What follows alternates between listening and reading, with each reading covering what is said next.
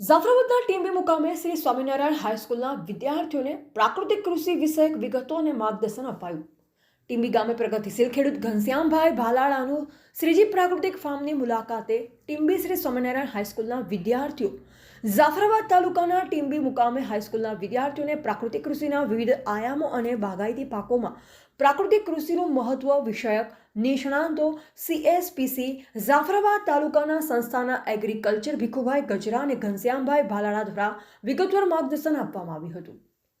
પ્રાકૃતિક કૃષિ મહત્વના ઘટકરૂપ જીવામૃત, ઘન જીવામૃત, અચ્છાદાન, મિશ્ર પાક પદ્ધતિ ઉપરાંત પ્રાકૃતિક કૃષિના ફાયદા સહિત વગેરે ઉપરાંત રોગ નિયંત્રણ માટે નિમાસ્ત્ર, બ્રહ્માસ્ત્ર, આગ્નેસ્ત્રની વિસ્તૃત વિગત આપવામાં આવી।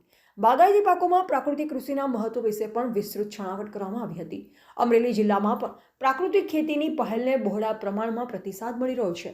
જિલ્લાના અનેક પ્રગતિશીલ ખેડૂતો હવે ગૌ આધારિત પ્રાકૃતિક ખેતી તરફ વળ્યા છે, જેમાં ખેડૂતો બાગાયતી પાકોનું પણ વાવેતર કરી રહ્યા છે। આ તકે શ્રી સ્વામિનારાયણ હાઈસ્કૂલના આચાર્ય શ્રી વાળાભાઈ મુકેશભાઈ, શિક્ષિકાઓ, પ્રગતિશીલ ખેડૂત ઘનશ્યામભાઈ ભાલાળા, CSPC જાફરાબાદ તાલુકાના સંસ્થાના એગ્રીકલ્ચર ભીખુભાઈ ગજરા અને વિદ્યાર્થીઓ હાજર રહ્યા હતા। રિપોર્ટર બિપિન રાઠોડ, જિલ્લા બ્યુરો ચીફ, અમરેલી। મારું નામ વાચા આકાંક્ષાબેન છે। હું સ્વામિનારાયણ હાઈસ્કૂલ ટીમ્બીમાંથી ધોરણ 9માં ભણતા વિદ્યાર્થીઓને કુદરતી ફાર્મ એ શ્રીજી ફાર્મ ઘનશ્યામભાઈનું છે તેની મુલાકાતે લાવી છું। તેમાં તેણે જીવામૃત વિશે સમજાવ્યું, પ્રાકૃતિક ખેતી કઈ રીતે આપણે કરી શકીએ તે સમજાવી અને તેનાથી ખેડૂતોને આર્થિક રીતે ફાયદો કઈ રીતે થાય તે સમજાવ્યું અને વિદ્યાર્થીઓને ઘણું પ્રોત્સાહન મળ્યું।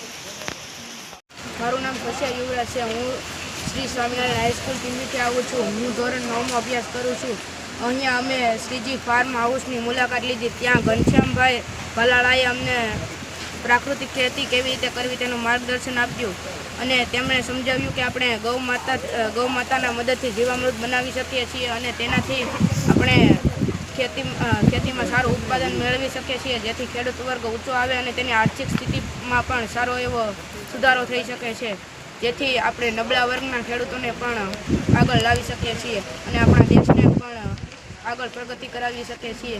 જેથી આ આપણને દેશ લેવલે પણ માર્ગદર્શન આપે છે।